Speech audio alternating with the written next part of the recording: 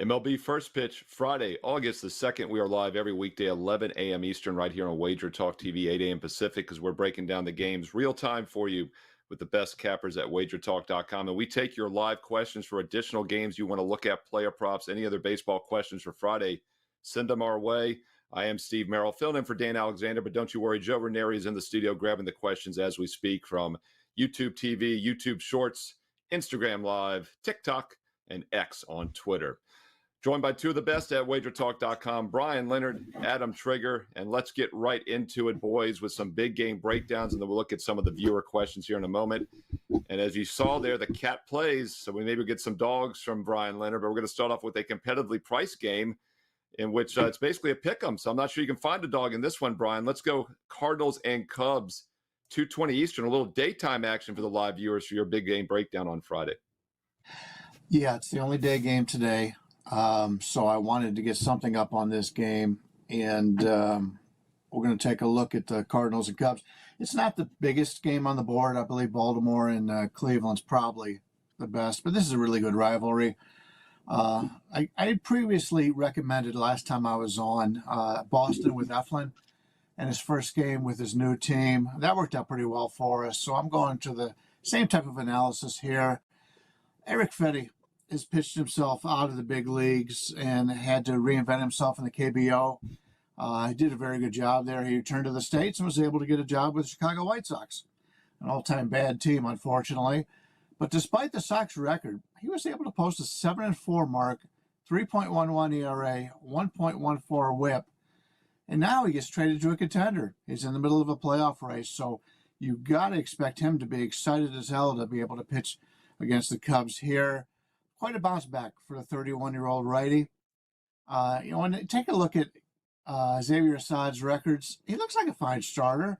In 3 seasons, he owns a 12-8 record, ERA 3.13, 1.31 WHIP, a little high, but 3.13 ERA has been very impressive. But if you take a closer look at his advanced stats, they show a different story. His fastball velocity is in the 14th percentile. His chase rate is in the 9th percentile, and his whiff rate is in the 7th percentile. He's only better than league average in one category, and that's extension in the 59th percentile. If you take a look at his last 3 seasons, his only 3 seasons in the majors, his expected ERA has been at least 1.3 runs higher than his actual ERA every single year. This is a pitcher with plenty of reasons to fade. I'm looking to fade him here. We trust the Cardinal offense to get it done. The Cubs just didn't do enough in the trade deadline to make a playoff run. So I like St. Louis here, a team that's excited to continue to play here. And they're playing a lot better ball than they did earlier this season. Let's take the Cubs here at a reasonable price. Little KBO reference there. Early in the show, we had Tokyo Brandon on yesterday giving out a free Mexican opinion. And then Adam Trigger, of course, loves his KBO as well. And Adam, you pointed out, Freddie, the 2023 KBO MVP, if I'm not mistaken. So definitely a game to keep an eye on this afternoon. A little free daytime action for you from Bryan Leonard there. Cubs-Cardinals starts early at 2:20 Eastern. And Adam, I will throw it to you because Bryan referenced what he thought was the biggest game of the night. His Cleveland Guardians against my once-upon-a-time Baltimore Orioles as a child. Once again, my Orioles are pretty good this year. What are you doing with this one tonight on Friday, Cleveland and Baltimore? Yeah, so I'm actually going to start this handicap with another KBO reference because I want to address last night quickly. Listen, you can research, watch games, make notes. I'm old school. I write them out, and I have a lot of them. And sometimes you're just wrong. And I've been totally wrong about Ben Lively this year. So I think he was in the KBO for 3 years with the Samsung Lions. I watched most of his starts there. He comes back, ends up in Cincinnati last year. And what he's done this season is just is incredible. I believe last night is now 17 quality starts and 19 starts for him. And was just wrong there. He was great again. Rodgers was not good in his Orioles debut, and it ended up being a pretty lopsided game when it was all said and done. With that being said, I still think the Guardians are probably a team that you can play against going like the rest of the way for a couple of reasons. One, that what they're doing, in my opinion, is unsustainable. And I know they've got to this point, but now the market has them at their absolute peak. They have the best record in Major League Baseball.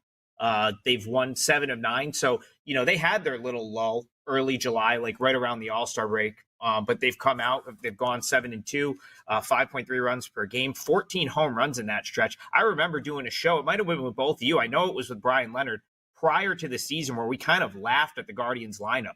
We're like, are they going to do anything other than hit singles this year? I think was kind of like the joke. And they now have 123 home runs. They had 124 all of last year. So, but across the board, there's a lot of underlying metrics that suggest regression. It's tough to say it's going to happen at this point. We're in August, and they've done incredibly well this year as a team, but I still think that they're priced at like the peak of the market, and you can probably make some money playing against them. Now, the Orioles, 8-12 in their last 20 games. The pitching's been awful. I was really disappointed with Rodgers last night. I thought he would be much better in his debut, and he was terrible. But I do think the Orioles are going to come around. I think the offense is too good not to. If you go back to yesterday's show, I talked about wanting Baltimore to call up Kobe Mayo. I thought they should have already done that. And then they did that after last night's game, and he'll make his Major League debut tonight for the Orioles. I think that's going to be a nice little jolt. He's kind of like the last one of like the Norfolk Five, if you will, to get a chance this year. Of course, Holiday got called up. Norby and Stowers both got called up. Now have both been traded. Kersted's had a couple of different chances. So finally, it's Mayo's turn, and I think he's going to give them a nice boost. He's having a great season at AAA. The Guardians pit. The other thing I want to point out with the Guardians is they've been able to win games over the last 6 weeks in spite of their starting pitching, which collectively has been poor. And the biggest offender of that is on the mound tonight in Carlos Carrasco. My guess is he's probably out of the rotation very soon. He'll be replaced with either Alex Cobb or Matt Boyd. He's lost 3 straight starts. His ERA in those starts is 8.36. He's given up 13 runs in his last 14 innings pitched. If you've watched him early in the season and looked at the numbers he's put up, I never thought that was sustainable, and now it's coming around. If I'm the Guardians, I'm not putting him out there every 5th day. I really do believe that this is going to be his last start in the rotation unless someone else gets hurt. And I think, unfortunately for him, I don't think it ends well because I think you're going to get a pissed off Orioles team that's looking to break out, and that possibly does here.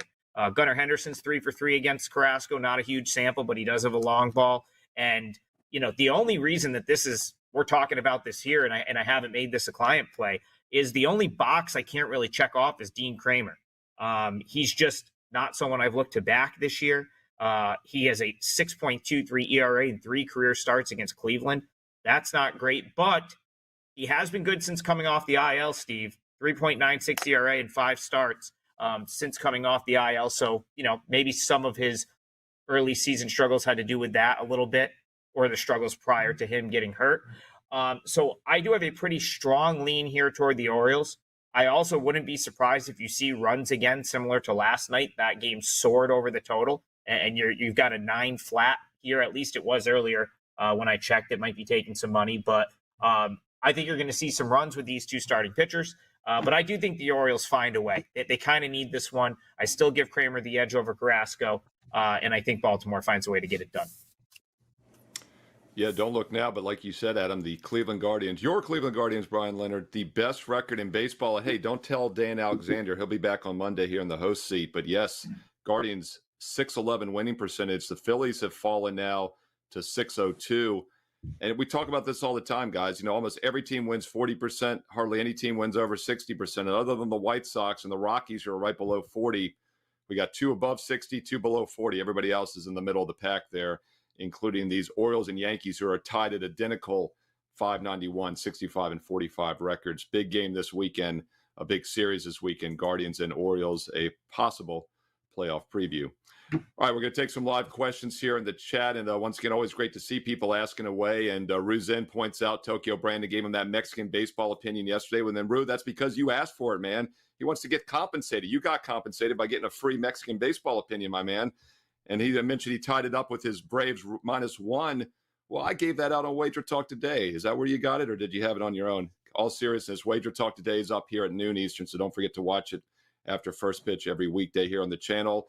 We're going to look at some games first, guys. We'll give you a little heads up. Eric Pompey is asking if anybody sees a good no-run first inning or any pitcher strikeout total props over that they like. So I'll let you guys think about that a little bit. And on any of these particular games, you can chime in as we're talking about them. And Joseph Mendoza says it's making the live shows. Welcome back. Good to see you, Joseph, here on the live show at 11 a.m. Eastern on Friday. All right, Brian, let's look at the card here. We've got some big games on the board. Let's choose one here. Let's see. Let's go Blue Jays Yankees in the American League with you. Blue Jays, a team that a lot of people are staying away from near the trade deadline. Not quite as active as maybe I thought they would be.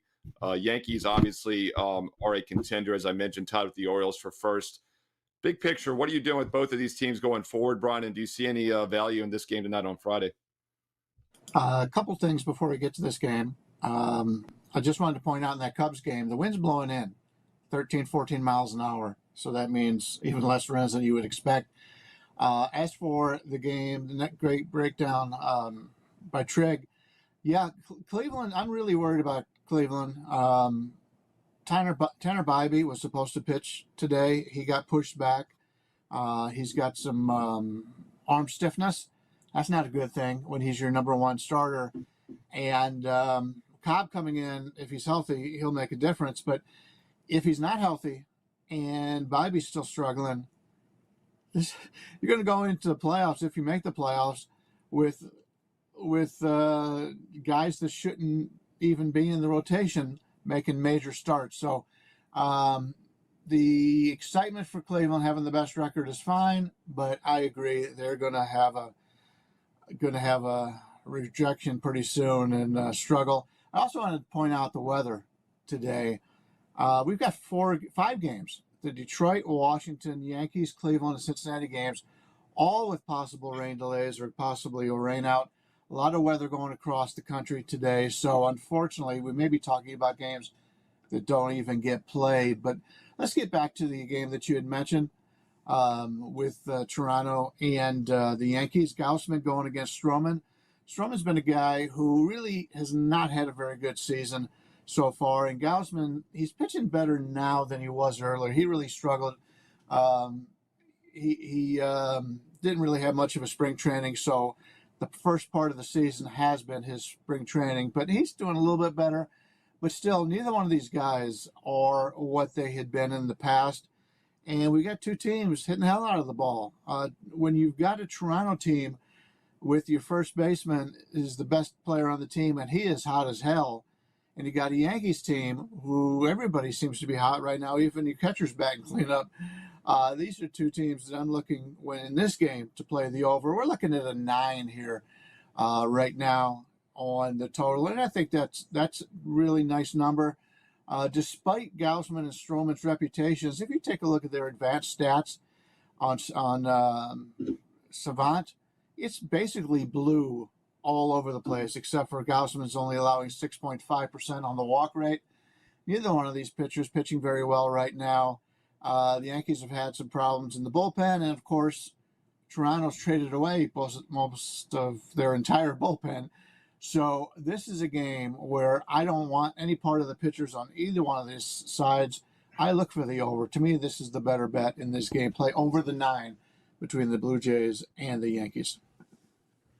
Yeah, and JD Boss 49ers in the YouTube Shorts live chat is saying the Yankees lit up Gausman for 7 runs last time he pitched versus the Yankees, or Blue Jays, I guess, as he meant to say. And he said also the Blue Jays bullpen has been horrible. So, yeah, the over makes some sense here, and there's some support in the live chat. JD Boss 49ers also asking about a Twins money line and Braves money line parlay. So I'll throw both of those to you, Adam, if you have any thoughts on either one of those games. We, of course, have the Atlanta Braves playing the Marlins. They won 4-2 yesterday. And then we have the Twins playing your Chicago White Sox, almost a $3 favorite. So I have a feeling you'll want to focus on that one, Adam, because I know you're not afraid to take plus money with the White Sox. Shoot, you can get what do you think, almost a plus 2.5 run line maybe here with this one if you want. So any thoughts on Marlins Braves or White Sox Twins? Yeah, I'm not playing against Joe Ryan, and I do I have talked about liking the Twins as well. as they start to get healthier. I thought getting Royce Lewis back was really big for them. So I can't disagree with using the Twins in the parlay. I'm not sure, what kind of, value that's going to get you.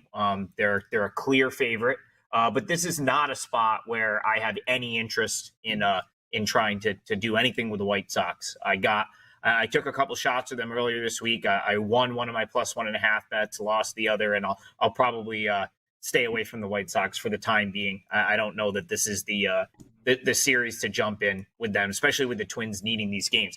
I do have an opinion in the other game, though, and I would find something else to use than the Braves. I still think the Braves are the most overrated team, maybe in all of baseball. I talked about this on the show yesterday. Actually, my best bet for the show yesterday was Marlins +1.5, which fell just short. But it really was the result of a 3-run first inning. I mean, the Braves did nothing the rest of the game. They ended up winning 4-2. So, go look at who they hit 6-9.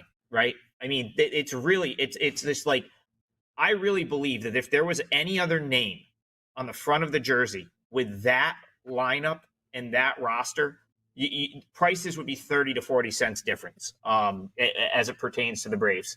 And so I'm only looking to bet against them. The Marlins is a team that, a couple weeks ago, probably 3 weeks ago now, I said, they would start to get some of these young guys up, and I think you could see a different Marlins team, and they've been great. I mean, they didn't come through last night, but they've been excellent. I don't have the numbers in front of me. We'd have to check with Ralph, but I bet the Marlins are as profitable of a team in Major League Baseball over the last 3 weeks. If they've got to be like top 5 in terms of like what cashing a bunch of tickets as an underdog. And here you're getting the +1.5 with the road team. You have to trust their pitcher. It's going to be Beloso who's getting the call, back up. This would have been Trevor Rogers' spot, so he's going to come up, probably make a spot start. But, he's been good enough to keep them in games. He's kept Jacksonville in games this year. So, in this scenario, I like the Marlins. I haven't bet it yet, but it's definitely one of the ones on, Marlins +1.5 is on my very short list for Friday. Yeah, and that's why I wanted to throw that to you, because I remember you mentioned yesterday that the Braves are kind of a play against team for you here moving forward. So we'll see what happens. I think Atlanta was focused yesterday being game 1 of the series. I do like better teams in game 1s. This is a 4-game weekend series, so wouldn't be surprised to see Miami a little bit more competitive here in the next few days as they head into this the heart of this 4-game series throughout Sunday. Bryan, we're going to get to some questions here now on the main YouTube channel on the WagerTalk TV. Those, of course, came from YouTube Shorts. We always appreciate that. And we also have some other games of interest here. We're going to look at Dodgers game here. Kyle Mushoffen, who's always watching each and every day, thought the Dodgers only -155 looked a little low, and wanted to throw this over to you because this has kind of been the theme the last few weeks when we've been on the show together, is that the Dodgers, who would have thought 100-some games into the season that the Dodgers, first of all, aren't 120-0, right? They weren't supposed to lose all year. They were the monster team. But, yeah, we've been getting them in a very reasonable price now for a couple of weeks, -120, -130 range. And did you ever think in August the Dodgers would only be a -135, -140 against your future Las Vegas A's? Pretty crazy. And I can see why he's saying, on the surface, this line looks cheap. So what are you doing with this LA Dodger at Oakland game tonight on Friday? Yeah, especially as bad as Estes has pitched as of late. I know. When he brought him up, he was terrific. And now not so much. It's starting to fade a little bit. I've seen him pitch here in Vegas. We've got the AAA team, the Aviators for the A's, and I had a chance to see him pitch here. I wasn't overly impressed, but he did really good when he came up, and I thought maybe he's doing something different. Well, now he's struggling again. Stone on the mound for the Dodgers here. And you're looking at a Dodgers team. We've talked about this in the past, where they've got plenty of good pitchers on this team, but they're all hurt. And I think they'll be in pretty good shape once they get to the playoffs. They'll have a lot of these guys back by then. Gavin Stone has pitched very well. You take a look at his advanced stats here. His exit velocity 87.7, hard hit rate 33.9. He keeps the opposition off balance. Joey Estes, the only thing he does well right now, when you take a look at his extended stats here, is his walk rate is only 6.3%. That's good. He's not going to put a lot of players on base. And I like what the Dodgers did over the trade deadline. Obviously, they brought in the best pitcher out there. for this rotation, but they've done some other things. They brought in the shortstop, actually middle infielder for the Cardinals coming in. He's been hurt all season and he's got a wrist problem, but when he gets in this lineup, he'll be a big advantage. He's a decent hitter and he excellent defensive player. And they went out and bought some other guys. So, I've made fun of this back of this Dodgers lineup all season long. And there's still not big names out there, but bringing in Ahmed Rosario, he played for the Dodgers before, had some success. He played in Cleveland, did very well. Kiermaier's an excellent defender. So they've got some really good spots that they've come in and filled up some needs, and that was mostly on the defensive end. But I think the Dodgers are a team that we can make some money on soon because the lines have been so low like this. But it would only be an opinion on the Dodgers here. Oakland's a team just hitting the hell out of the ball right now, playing with a lot of confidence. Lawrence Butler, maybe 2 months ago, nobody even knew who he was.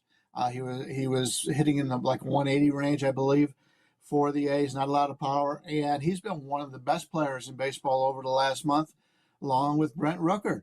So Oakland not trading away some of these players has got to feel pretty good for the Oakland players that are there because the team has a little bit of confidence in them. I thought they probably should have traded Rooker. He's a little bit older. I believe he's 29. Good power. They could have got something for him. But as a fan of the A's and coming into Vegas, I'm glad they kept him. We'll see if they can sign him to an extended contract. But like the Dodgers here slightly, but not enough to make a play. And it is weird how the Dodgers coming into the season, there were people out there who thought they were going to win 120 games, and now they're a small road favorite over the A's, and we saw the A's record last year. Can you imagine if they have look-ahead baseball lines like they do for football in every game, what this line would have been back in March? I mean, it would have been minus 250 or higher probably. So it definitely could see why, as Kyle said in the live chat, that it's the sketchy line of the night. You did mention, Brian, that Oakland's playing better. They won 4 of their 6 road games, but they're actually in a negative spot here. And Jeff Michaels, Ralph's son, pointed this out last year on the baseball shows, that the worst spot coming home off a road stand is a home dog with 1 day off, which doesn't make a lot of sense, but it does make sense because if you get home the next day, it's almost like it's a new venue, a new road game. You get home, you get settled in, then you have to play the day after. So the A's do fit that subset of Jeff's system, which is 6 or more road games and then a day off as a home dog as a play against. And also game 1 road favorites on Friday have been the best spot, according to Ralph Michaels, his father. So Dodgers do have some situational advantages tonight, Kyle. So don't let that cheap price scare you. I think there's some value with the Dodgers here in the near future. All right, Adam, GB in the chat is saying, where's Trig's timer? Man, I'm going to stick up for you today. You've been doing fantastic. I threw you 2 games at once, and you knocked them both out. And those are from GB. And now he's got Nats and Reds, Adam. So I'm going to do it again. Do you have an opinion on either one of these? San Francisco, undecided starter against Abbott for Cincinnati. The bullpen games have been what the Giants have been doing all season. And then Milwaukee against my Washington Nationals. Milwaukee only a small road favorite, and the Nats have really been struggling over the past month. So he likes the Nats and the Reds, actually, are the two that GB likes. Agree or disagree? So it really depends on what the Giants are going to do from a pitching perspective. I don't think it's going to be a bullpen game. I think it's going to be Kyle Harrison. And if it's Kyle Harrison, I wouldn't want to fade the Giants there. You got to remember that this was a team that was basically piecing together a rotation with 2 starters for over a month. And now their starting pitching has gotten back. They've gotten some of these starters back. It's allowed them to keep bullpen guys in bullpen roles instead of having to basically piece together a start every 4th, 5th day. And it's just made the pitching much better. Actually, the Giants right now, their starters since the All-Star break, best ERA in the National League, 2.88 ERA. And if it is Kyle Harrison, he's someone that I really liked at the beginning of the season. He had a weird stretch in the middle of the season where he was catching too much of the plate. Then he dropped a weight on his foot. I'll have to have Bryan fact check me there. I'm pretty sure he went on the IL because he dropped, he had a weightlifting injury the day before a start. But now since he's been back, he's been pretty good. And, Last 3 starts, his ERA is 1. He's the guy that I thought he, would be this year. And the only thing kind of holding me off a play there is the Reds tend to play better at home, even like their splits are better at home, even though their record doesn't always agree with that. It's weird. They play better at home, but they find ways to lose these games. That being said, I think the Reds are a slightly better team, and I also like Abbott. So I lean, but I will lean toward the Giants if it ends up being Harrison on the mound. As far as the other play is concerned, that's Nationals. I lost my spot here, so bear with me for a second. Yeah, we got Nats they're at home with Can we Irvin throw that as a graphic small up? Dog against Montas and That's the Brewers tonight at 6:45 Eastern. So my only real opinion here is I didn't like Montas when he was with the Reds. He was a guy I tried to play against a couple of times, so I can't, I don't really have much of a reason to want to come out and play him here as a road favorite with the Brewers. I will point out, though, that the Nationals have one of the worst home records in baseball. The Nationals are also a team that's really, I don't want to say they've waved the white flag. I actually thought, I was on the show a couple weeks ago. I said, the Nats are starting to sell off players, but they'll play better in spite of it. But then I realized they just don't have the pitching. And this team, if you watch the Arizona series earlier this week, they're basically throwing the same left-handed pitcher out, like back to back to back. Like, you can't have Mitchell Parker, Patrick Corbin, and Mackenzie Gore pitching in consecutive days. Like, that's just it's just not going to work. And that's what we saw earlier this week. Now they come home. I mean, I don't know. I don't love Montas on the road here. So I guess I'd lean Nationals, but not the strongest opinion for me, just because I think maybe coming home after getting pounded, that they play a little bit better, and I'm not sold on Montas, but that's a tough one for me. Yeah, I mean, I think on the surface, the line does look a little cheap here with the Brewers versus Nats, as the Nats have been in somewhat of a tailspin. We'll see getting back at home if that cures some of those problems for once upon a time, my Washington Nationals. All right, Bryan, Leonard, we're going to go back to the YouTube shorts here and look at another question here in the live chat. Actually, somebody was asking earlier about the Padres over. They're playing the Rockies at home tonight, Bryan. Rockies actually got one against Anaheim last night against the Angels, but still they've been a really bad road team. Padres minus 185. Totals around 8.5, though. Even an 8 out there. Petro obviously not been a very hitter-friendly park. It's definitely no Coors Field. JD Boss 49ers in the YouTube Shorts chats was saying Padres Vasquez got lit up by the Rockies last game, and I don't trust the Astros. So any thoughts on either one of those games tonight? You got Padres, Rockies, and you've also got the Houston Astros playing. Who they got tonight? Not seeing them for some reason. Where are my Astros? Against the Rays. Rays and Astros, which we have not talked about yet here on the show either. So if you got a thought on either one of those, feel free to go at it. Well, with the Padres game, you're looking at a total of 8.5 with Gomber and Vasquez. Gomber's actually pitched pretty well in spots.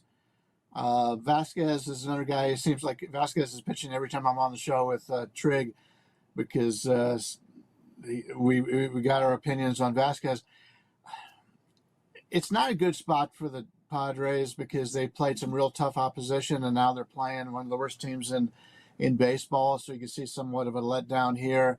So I'm going to pass on that one. Colorado's the team that really should have made some moves during the break. I don't understand management in Colorado. They don't have a single player on that team that you could build around, and they don't want to trade anybody away. I just don't understand it at all. Their management cost them. I'm just glad I'm not a Rockies fan. With the Tampa Bay Houston game, Kikuchi's going for Houston. I already said I like pitchers who go from a non-contending team to a contending team.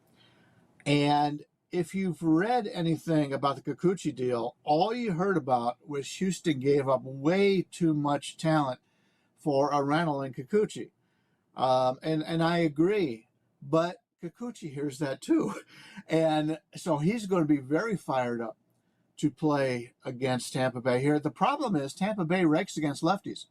That is a concern. Shane Baz is also going for Tampa, and he's a guy who hasn't put it all together at the major league level, But we've been waiting for Boz to be healthy and to really make a difference for the Rays for a few years now. So it's tough to go against him in this price range at 141. And, Tampa made a lot of trades, and they traded some pretty good players over the break. But they've got so many young players in this program that I don't think they're going to be any worse. They may be worse, a little bit worse than they were earlier, but in the long run, they got a lot of good minor leaguers in there, and they're going to be really set. And if you're looking for a future next year with Tampa Bay's starting rotation, if they are healthy, they could be the best starting rotation in baseball. So this is a team in Tampa that is still.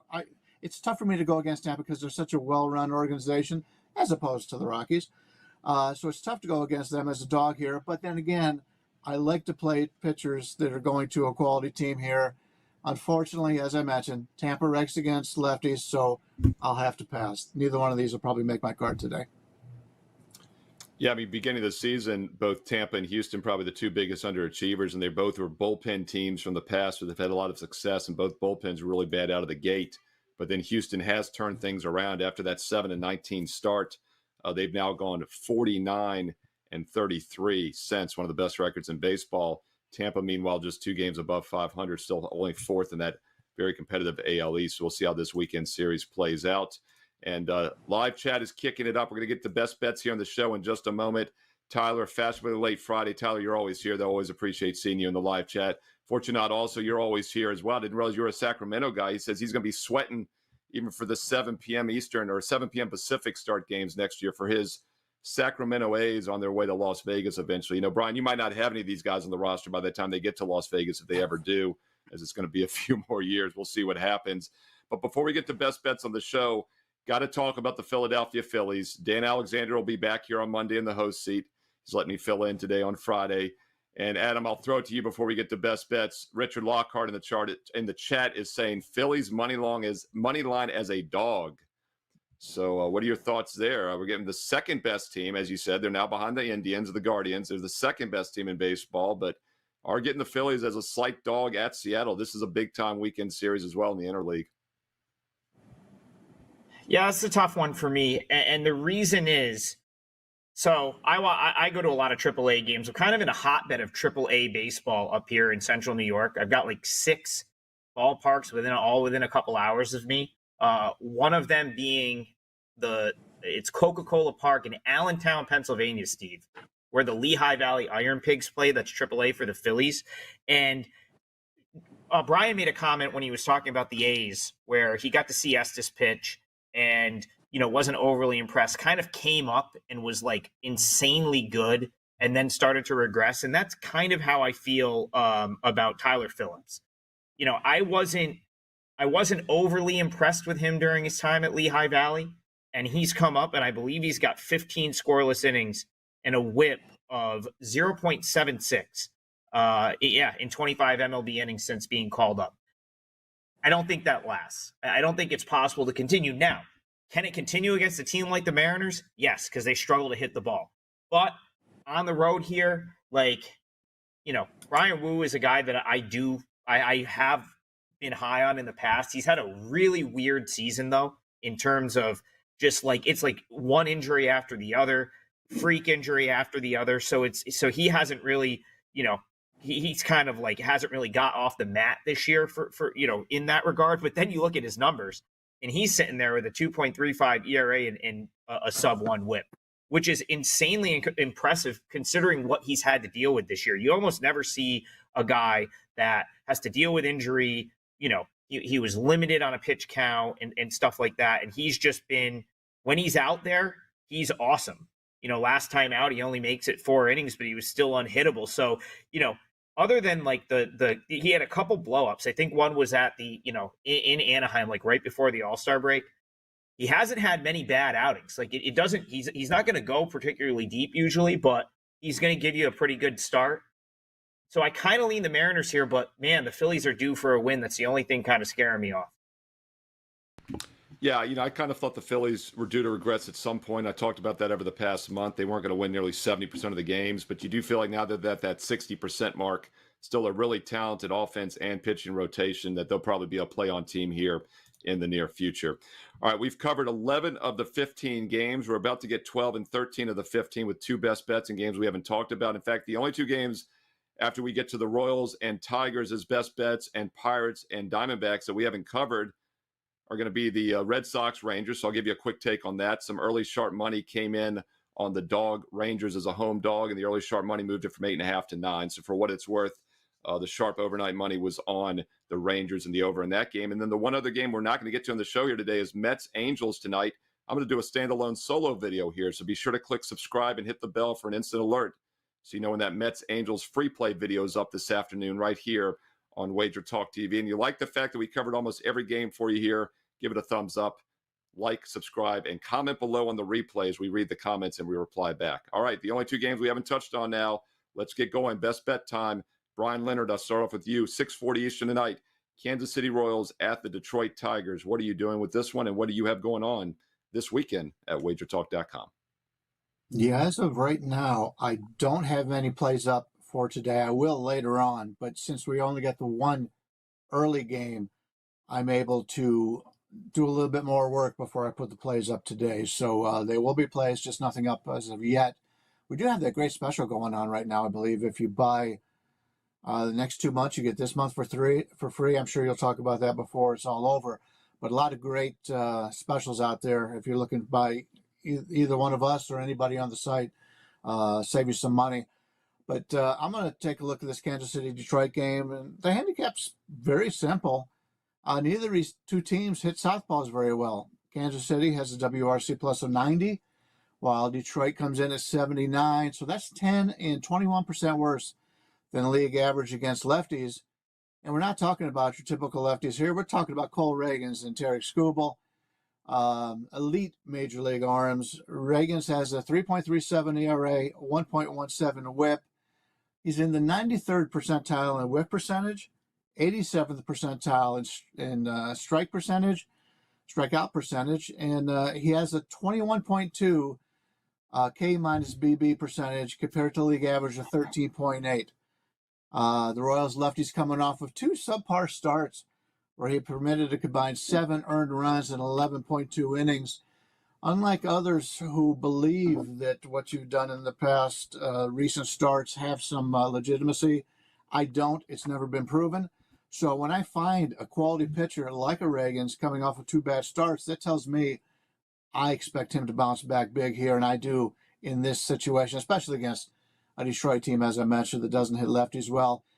Tarek Skubal, the current front runner for the American League Cy Young Award, he comes in with the 12-3 record, 2.35 ERA, 0.92 whip.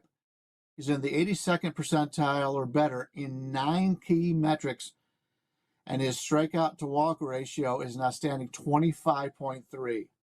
Just terrific season for Skubal, and I'm glad for Detroit's fans that they did not trade him during the trade break, because I couldn't understand why they would want to. The last time the Tigers lefty faced the Royals, Kansas City produced 4 earned runs in 5 innings of work. So he'll remember that. He didn't perform well last time, but I expect him to bounce back here. He hasn't allowed more than 4 earned runs in any game all season long. The only drawback, and I touched on this a little bit earlier, is that there might be a weather delay, which could limit the innings for the starters. And if that's a concern, maybe the first 5 under is the way to go. I sent this over when the line was 7 minus 110. Now I'm seeing 7s minus 122. In fact, Pinnacle has dropped it to 6.5 over 120. So if you do like the under, get on it now, because it probably will be in the 6.5 range the rest of the day. I expect this to be a low scoring affair, and both bullpens are in great shape. So all the key relievers are available. So if there is that rain delay where the starters can't go, the bullpens should be everybody on hand to be able to pull this out. I like the under. 6.5 does make a difference. It's obviously, Steve, you talk about those key numbers all the time in totals. So you don't want to play the 6.5. So if you can still get this 7 under at 120 or so, I think that's a pretty good bet. Right, and obviously 7 is as key as any number out there, 7 and 9, because as we talk about all the time, a game is 3-3. It can't end on 6. It has to get to 7. So 7 under -120 right now is still widely available. But as Bryan said, some of the sharper books are moving to 6.5, so it's more likely to go down. First 5, by the way, is 3.5 to the under, juice -125. So if you like the under 7 or first 5 under 3.5, probably play it sooner than later before you lose that key number. That's Bryan Leonard. Find him on WagerTalk.com, and you can get with him or anybody for the next 3 months for the price of 2. Here's how it works. You buy a 2-month package and you're going to get August included for free. So basically it's 3 months for the price of 2. Now we made this offer yesterday, and I know a few of you jumped on board already for all of us and got it. It works for Adam Trigger, Bryan Leonard, myself, Steve Merrill, any capper at Wager Talk. But every day you wait is one less day of August you're getting for free. So don't delay. Sign up today. You're getting August, September, and October and saving almost $300 instantly. WagerTalk.com, any capper, including my man Adam Trigger. And Adam, you're going to look at the one game we haven't touched on so far here on the show. Saved it for last. Arizona at Pittsburgh, also at 6:40 Eastern. Skeens isn't on the mound, not yet, but we got Ortiz on the mound, and we're having a Pittsburgh team as a home dog. What are you doing with this one? Arizona, the road favorite, around -$1.30. Yeah, more deja vu with me and Bryan and the stuff that comes up on our shows, because this was my best bet for last Friday's show for first pitch when Arizona was at home against Pittsburgh, and they won that game and they took 2 of 3 in that series. And so my best bet again is the Diamondbacks, and it's really for a lot of the same reasons. I'll start with the Diamondbacks though. They best record in Major League Baseball in July, 17-8. They led the MLB in batting average, on base percentage, slugging, runs per game, and it's really been going on since June. This is something that I brought up in June and into July. I've played the Diamondbacks a bunch. I feel like I talk about them at least once a week on one of the Wager Talk shows. And I thought the key to them really taking the step forward and starting to play baseball that got them out of below 500, where they were for the first 2.5 months of the season, was going to be the play of Eugenio Suarez and Corbin Carroll, 2 guys that were underachieving early in the year. Suarez came into July batting under 200. He just hit 333 with 10 homers and 27 RBI in the month of July. Carroll has been, he had a horrible second half last year, a terrible April, and then, he's just gotten better each month. He now has an 18-game on-base streak. He had a great walk-off earlier this week to cap a fantastic comeback for the Diamondbacks against the Nationals. And here they go right on rolling into this weekend. And I'm going to circle back to the point I made last week. These 2 teams are getting treated as equals, and I don't think that's the case. I have Arizona, the far superior team. If you go back to that series last week, the Pirates were very fortunate to get 1 game. They were looking at a 3-game sweep, and they ended up kind of, stealing it late, ended up winning the Sunday game in extra innings. But it was a pretty dominant performance, in my opinion, for an Arizona team that, again, is better and is improving. They went out, trade deadline, addressed the bullpen. AJ Puck, one of the best relievers on the market. They get him. He's got 18 straight scoreless innings. Dylan Floro has been really good. And you know what? Paul Sewald's probably going to be fine. I know he's had a rocky go of it lately, but they'll figure out, A, a new role for him, or B, he'll just figure it out. He's a veteran reliever. I just think that, the bullpen is better than it was 3 weeks ago, even with Sewald struggling. Starting here, Brandon Pfaadt, he beat the Pirates last week, but he won a game where he didn't pitch particularly well. He gave up 5 runs in 6 innings, and he was fortunate that his team hit. I believe they won that game 9-5. But Pfaadt has been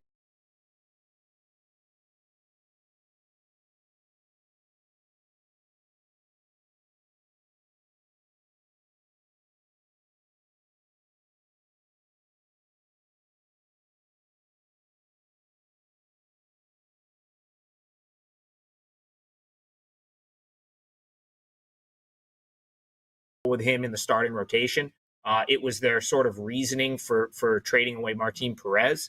But he, I liked him better in the long relief role. He was never really in the rotation.